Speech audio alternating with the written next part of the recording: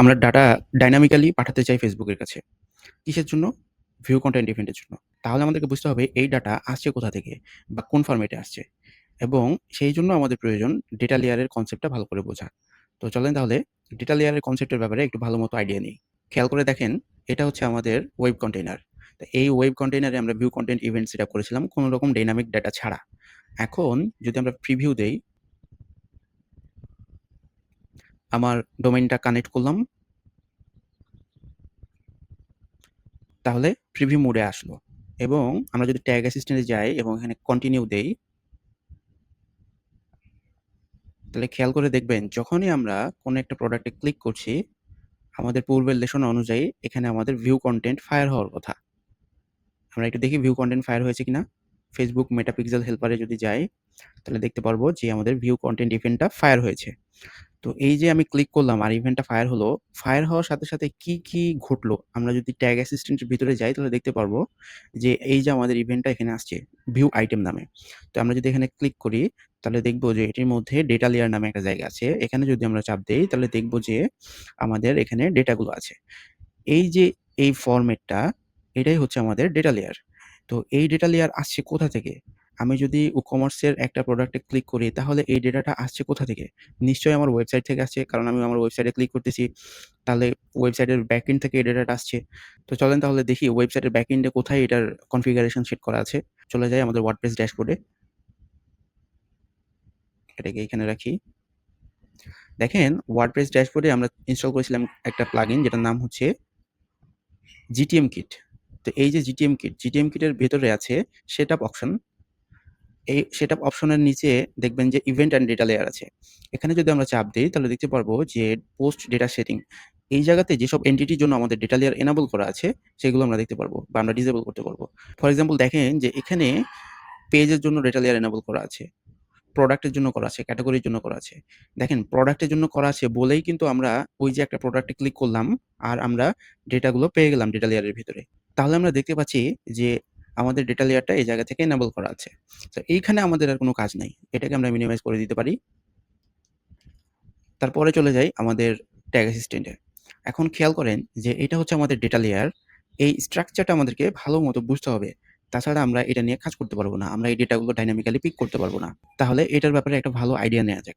এই যে টোটাল ডেটাটা দেখতে পাচ্ছেন যেটা এই কার্লি ব্র্যাকেটের ভিতরে আছে, এইটা হচ্ছে একটা JSON object notation. That means এটাকে বলে JSON অবজেক্ট। আচ্ছা, এই JSON অবজেক্ট বোঝার আগে আমাদেরকে জাভাস্ক্রিপ্টের আরো ২ টা কনসেপ্ট খুব ভালো মতো বুঝতে হবে। সেগুলো হলো অ্যারে এবং অবজেক্ট। তাহলে চলুন দেখি আমরা অ্যারে এবং অবজেক্টের গুলো কেমন হয়। তার জন্য আমরা একটা ব্রাউজার খুলে অনলাইন জাভাস্ক্রিপ্ট কম্পাইলার ওপেন করি। Online JS compiler. একটু বেসিক আইডিয়া দেই। জাভাস্ক্রিপ্টে এই console.log এর ভিতরে আপনি যেটা লিখবেন সেটা আউটপুটে দেখতে পাবেন। তো আমরা যদি এখানে রান দেই তাহলে দেখতে পারবো যে স্টার্ট স্মল শিপ সামথিং আসছে। এখন যদি আমরা এটাকে কেটে দিয়ে ১, ২, ৩ দেই, এরপরে রান দেই তাহলে দেখতে পারবো এখানে ১, ২, ৩। তো জাভাস্ক্রিপ্টে কোনো কিছু আউটপুট দেখার জন্য আমরা console.log ব্যবহার করব। তাহলে আউটপুট আমরা এই জায়গাতে দেখতে পারবো। এইবার আমাদের কাজ হচ্ছে আমরা জাভাস্ক্রিপ্ট অবজেক্ট বুঝবো। তাহলে জাভাস্ক্রিপ্ট অবজেক্ট দেখতে কিরকম হয়? জাভাস্ক্রিপ্ট অবজেক্ট দেখতে হয় এরকমটা। যেটা শুরু হয় একটা কার্লি দিয়ে এবং শেষ হয় একটা কার্লি দিয়ে। তো এই ২ টা কার্লির ভেতরে ডেটা থাকে। এই ডেটাগুলো একটা জাভাস্ক্রিপ্ট অবজেক্ট আকারে আমরা প্রকাশ করতে পারি। এখন এই জাভাস্ক্রিপ্ট অবজেক্টকে আমরা একটু লিখি আগে ডেটা। মনে করেন যে এটা একটা প্রোডাক্টের নাম। নাম হচ্ছে T-shirt. World world cup T-shirt. কথার কথা। এবং আমরা একটা কমা দেই। কমা দিয়ে নতুন আরেকটা ভ্যালু এড করি। কি ভ্যালু পেয়ার এড করি। আর এটা হচ্ছে প্রাইস। প্রাইসটা হচ্ছে নাম্বারে দেই ৳৩০০। তো এই যে অবজেক্টটা লিখলাম এটাকে আমরা প্রকাশ করতে হবে না? আমরা যদি এটাকে প্রকাশ করতে চাই তখন এটাকে আমরা লিখবো এভাবে ভ্যারিয়েবল দিয়ে। তাহলে দেখেন আমরা যদি এই প্রোডাক্টটাকে কনসোল লগ করতে চাই বা আউটপুটে দেখতে চাই তাহলে কিভাবে দেখব? এই যে এখানে যে হ্যালো আছে এটাকে বাদ দিয়ে এখানে আমাদের এই যে প্রোডাক্ট আমাদের যে ভ্যারিয়েবলের নামটা এটা এই জায়গাতে বসায় দিয়ে একটা রান দেই।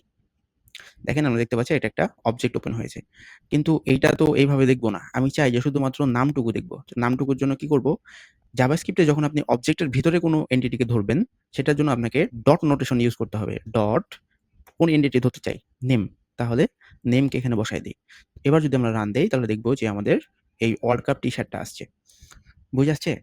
তার মানে আমাদের একটা অবজেক্ট দেখতে এরকম হয়, যেটা একটা কার্লি দিয়ে শুরু হবে, একটা কার্লি দিয়ে শেষ হবে এবং এর ভিতরে কি ভ্যালু পেয়ার আকারে আমাদের ডেটাগুলো থাকবে। যে এই প্রোডাক্টের সকল ডেটা এর ভিতরে কি ভ্যালু পেয়ার আকারে থাকবে। এখন আপনার কাছে মনে হতে পারে যে এগুলো কেন দিলাম আবার? আপনি এটাকে একটা ডেটা সেট কল্পনা করেন।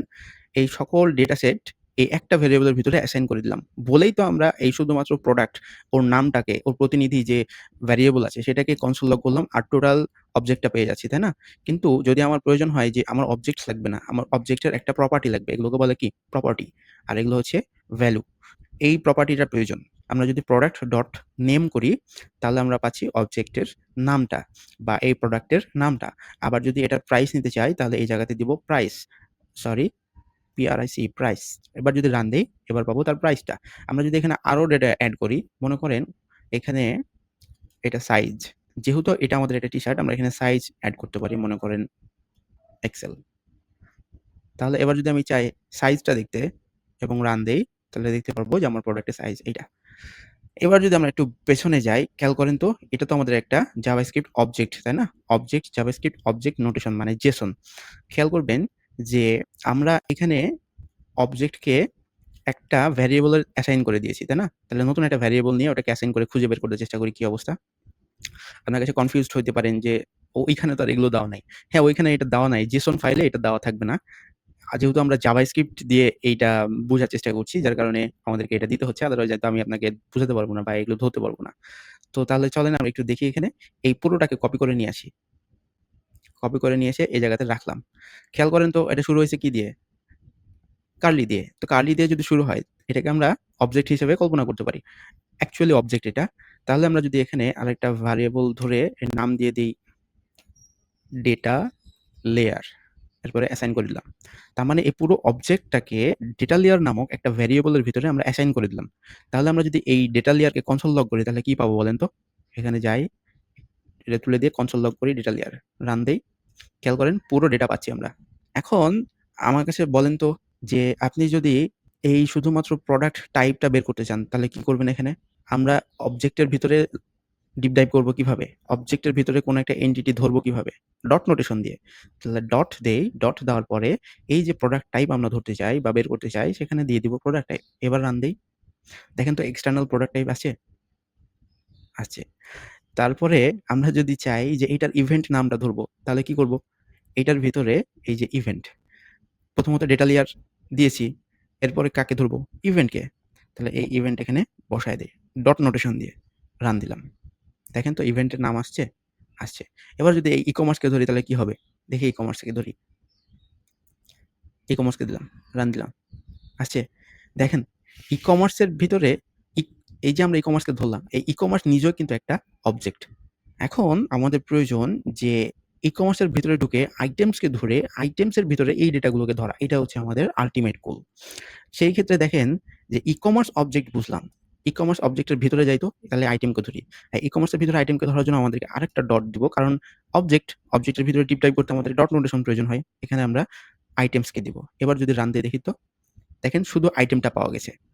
কিন্তু ঝামেলা যেটা হইছে যে আমরা তো এতক্ষণ অবজেক্ট ধরে আসছি। এই অবজেক্টটা শুরু হয় কার্লি দিয়ে।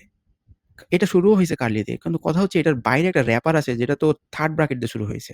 এইটা আমরা কিভাবে অ্যাক্সেস করব? এটা কি আমরা ডট নোটেশন দিয়ে অ্যাক্সেস করলে হবে? করে দেখি তো হয় কিনা? ডট দিয়ে যদি আমরা আমাদের ভেতরে যেতে চেষ্টা করি বা ধরেন আইডি, কথার কথা আইডিটাকে ধরতে চেষ্টা করি। আউটপুট দেই আনডিফাইন্ড। তার মানে আমাদের নতুন একটা জিনিস আছে যেটার নাম হচ্ছে অ্যারে। ওকে? এই যে এবার আমরা একটু উপরে যাই। এটা ক্লিন করি। খেয়াল করেন একটা অ্যারে অলওয়েজ শুরু হবে 3rd ব্র্যাকেট দিয়ে। এই যে 3rd ব্র্যাকেট দিয়ে শুরু হলো, আপনি 3rd ব্র্যাকেট দিয়ে শুরু হলে জানতে পারবেন বা আপনি ধরে নিবেন এটা হচ্ছে অ্যারে। আর যদি কার্লি দিয়ে শুরু হয় তাহলে আপনি ধরে নিবেন এটা অবজেক্ট। তো এই অ্যারে এবং অবজেক্ট আলাদা। অ্যারের মধ্যে আপনি মাল্টিপল জিনিসপত্র হোল্ড করতে পারেন। অবজেক্টের ভিতরে একটা অবজেক্টের বিভিন্ন প্রপার্টি আপনি হোল্ড করবেন। অ্যারের ভিতরে অনেকগুলো প্রোডাক্ট হোল্ড করবেন বা অনেকগুলো অবজেক্ট হোল্ড করবেন। যেমন ধরেন আমি যদি এখানে লিখি অ্যাপল, বানানা, জ্যাকফ্রুট। তার মানে একটা অ্যারের মধ্যে আমি ৩ টা অবজেক্টকে হোল্ড করলাম।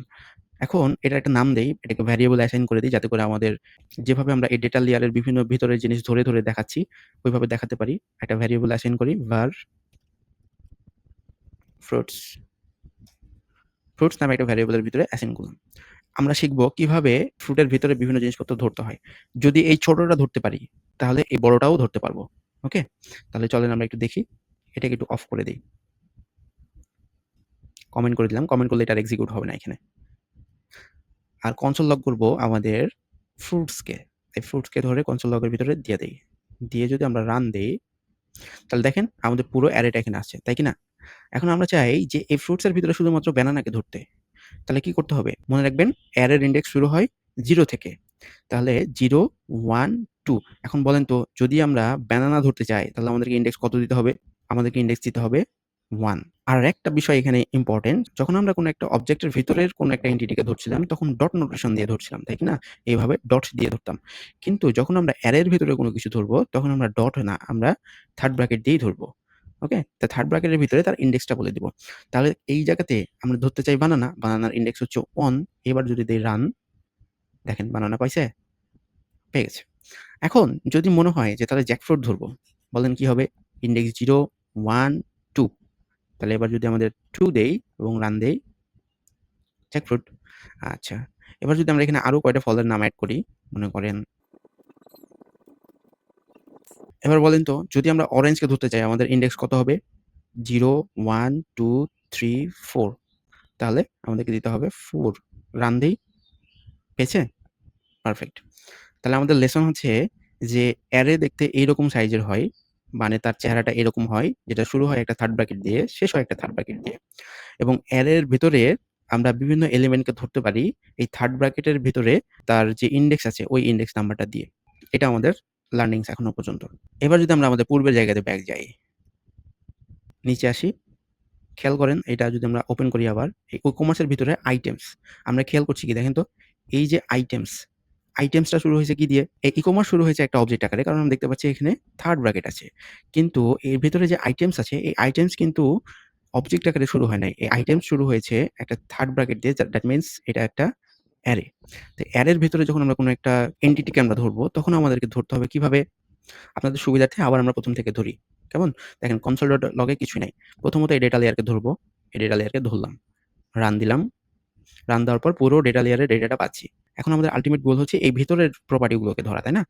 তাহলে আমরা এক স্টেপ বাই স্টেপ আগাই। এটাকে ধরেছি। এর ভিতরে আমরা ই-কমার্সকে ধরতে চাই। তাহলে ই-কমার্সকে এভাবে ধরি। যখন এটা একটা অবজেক্ট, অবজেক্টের ভিতরে কোনো একটা প্রপার্টিকে ধরবো, তখন আমাদেরকে কিভাবে ধরতে হবে? ডট নোটেশন দিয়ে ধরতে হবে। দিলাম, ই-কমার্সকে ধরলাম। ই-কমার্সকে ধরার পরে দেখছি যে এটাও একটা অবজেক্ট। ই-কমার্স একটা অবজেক্ট। কারণ কি? থার্ড ব্র্যাকেট দিয়ে শুরু হয়েছে। তাহলে এর ভেতরে আছে ১ম যে এন্টিটি সেটার নাম হচ্ছে আইটেমস। এই আইটেমসকে তাহলে ধরি। ই-কমার্স যেহেতু একটা অবজেক্ট, ডট নোটেশন দিয়ে তার ১ম এলিমেন্টটাকে ধরলাম। রান দিলাম। এবার দেখি এই আইটেমস আবার শুরু হয়েছে থার্ড ব্র্যাকেট দিয়ে। তার মানে এটা একটা অবজেক্ট না, এটা হচ্ছে একটা অ্যারে। এই অ্যারের একটাই এলিমেন্ট আছে। অ্যারের যখন একটাই এলিমেন্ট থাকবে তখন তার ইনডেক্স নাম্বার কত? 0 কারণ অ্যারের এলিমেন্টগুলার ইনডেক্স নাম্বার শুরু হয় 0 থেকে। যেহেতু এটা একটা অ্যারে এবং অ্যারের ভিতরে একটাই মাত্র অবজেক্ট আছে, তার জন্য এটার ইনডেক্স নাম্বার হচ্ছে 0। ভেতরের এন্টিটিকে ধরার জন্য আমরা বলেছিলাম কি? থার্ড ব্র্যাকেট দিয়ে ধরতে হবে। ডট নোটেশন দিয়ে না, থার্ড ব্র্যাকেট দিয়ে। থার্ড ব্র্যাকেট দিয়ে তার ইনডেক্স নাম্বার দিব 0। এবার যদি আমরা রান দেই, ঢুকলাম ওর ভিতরে। এটার ভিতরে ঢোকার পরে দেখি এইটা হচ্ছে একটা অবজেক্ট। কারণ আমরা অবজেক্ট কিভাবে বুঝছি? অবজেক্ট বুঝছি এইভাবে কার্লি দিয়ে শুরু হয়েছে। তাহলে এই কার্লির ভেতরে যদি কোনো কিছু ধরতে চাই, এটাই তো আমাদের আল্টিমেট গোল, তাই না? আমাদের এই আইটেম নেম, আইটেম আইডি, আইটেমের যে প্রাইস এগুলোই আমরা আল্টিমেটলি ধরতে চাই। এটা আমাদের আল্টিমেট গোল। এখন চলেন যেহেতু এটা একটা অবজেক্ট, আমরা এখানে একটা ডট নোটেশন দিব। ডট নোটেশন দিয়ে যেইটা ধরা দরকার সেটা ধরবো। Item name. আইটেম নেমটা এই জায়গাতে বসাই। ডট নোটেশন দিয়ে এখানে বসাই, রান দেই। দেখেন তো আইটেম নেম পাওয়া গেছে? এবার যদি মনে করি যে আইটেমের প্রাইস কারেন্সিটা দরকার, তাহলে আইটেম নেমটা বাদ দিয়ে কারেন্সি দেই। এবার মনে করেন আপনার প্রাইসটা দরকার। প্রাইসটা দেন। দারুণ না? তাহলে আরেকবার রিক্যাপ করি। আমাদের ডেটা লেয়ারের ভিতরে সব ডেটাগুলো আছে। এখন এই ডেটা লেয়ারকে আমি দেখতে চাই এবং console.log এর মধ্যে বসাইলাম, রান দিলাম। সকল ডেটা পাইলাম। আমার আল্টিমেট গোল হচ্ছে যে এইটার ভিতরে এই ডেটাগুলোকে ধরা। তাহলে একে, একে প্রবেশ করি। এটার ভিতরে ঢুকলে আমরা এটা পাচ্ছি। মানে আউটপুটটা পুরো আউটপুটটা পাচ্ছি। দেখি আউটপুটটা শুরু হয়েছে একটা কার্লি দিয়ে। এখন এই কার্লির ভিতরে আমার দরকার এটাও না, এটাও না। দরকার হচ্ছে এটা। কারণ এটার ভেতরেই তো এই জিনিসগুলো আছে।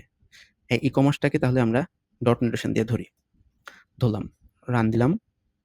রান দেওয়ার পরে দেখি যে ই-কমার্সের ভেতরে আবার একটা অবজেক্ট আছে। দেখেন ই-কমার্স কিন্তু নিজে একটা অবজেক্ট।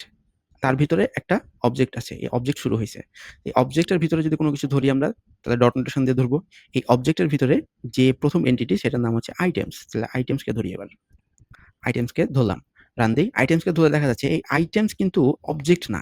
আইটেমস হচ্ছে একটা অ্যারে। এই অ্যারের ভেতরের কোনো জিনিসকে যদি আমরা ধরতে চাই, তাহলে আমাদেরকে কি করতে হবে? থার্ড ব্র্যাকেট দিতে হবে। থার্ড ব্র্যাকেট দিয়ে তার ইনডেক্স নাম্বার দিতে হবে। যেহেতু আমাদের অ্যারের ভিতরে আইটেমই আছে একটা, যার কারণে আমাদের ইনডেক্স নাম্বার হচ্ছে 0। এবার যদি আমরা রান দেই, রান দিয়ে দেখি যে আমাদের ভিতরে আবার একটা অবজেক্ট আছে। আমাদের যে ১ম আইটেমটা এটা হচ্ছে একটা অবজেক্ট। কারণ কার্লি দিয়ে শুরু হয়েছে। এখন এই অবজেক্টের ভিতরে যদি আমরা এই আইটেমটাকে ধরতে চাই, আবার ডট দিয়ে ধরবো। Dot item name. রান। এতটুকু বুঝেছি? যদি এতটুকু বুঝে থাকি, তাহলে আমরা আস্তে, আস্তে আমাদের ডাইনামিক ডেটাগুলো প্রিন্ট করতে করেন। আমরা দেখতে পাচ্ছি ডেটা লেয়ারে এটা অবজেক্ট নোটেশন আকারে আছে। ওকে? কিন্তু এটা কিন্তু একটা ওই ডেটা লেয়ার নামক ভ্যারিয়েবল এর ভিতরেই আছে। আমরা যদি আপনাকে দেখানোর চেষ্টা করি, খেয়াল করেন। কনসোলে যদি যাই, এখানে যদি আমরা লিখি ডেটা LAYER ডেটা লেয়ার দেখে এন্টার দেই, তাহলে দেখব যে আমাদের ডেটাগুলো আসছে। এখানে যদি ক্লিক করি তাহলে দেখেন সবগুলো যেগুলো আমাদের যে ইভেন্ট, তারপরে প্রোডাক্ট টাইপ, এক্সটার্নাল সব আছে। ভিউ আইটেমের ভিতরে দেখেন GTM, ভিউ আইটেম, এই যে ই-কমার্স আমরা বললাম না, ই-কমার্স আইটেম ধরলাম, কারেন্ট আইটেম। তার মানে ডেটা লেয়ার নামক একটা ভ্যারিয়েবলের ভিতরে এটা স্টোর আছে। কিন্তু আমরা এই জায়গাতে পাচ্ছি ওই ভ্যারিয়েবলের নামটা ছাড়া। JSON আকারে পাচ্ছি। তাহলে আমরা নেক্সটে এইটার যে ডাইনামিক ডেটাগুলো এগুলো করব। ধন্যবাদ সবাইকে।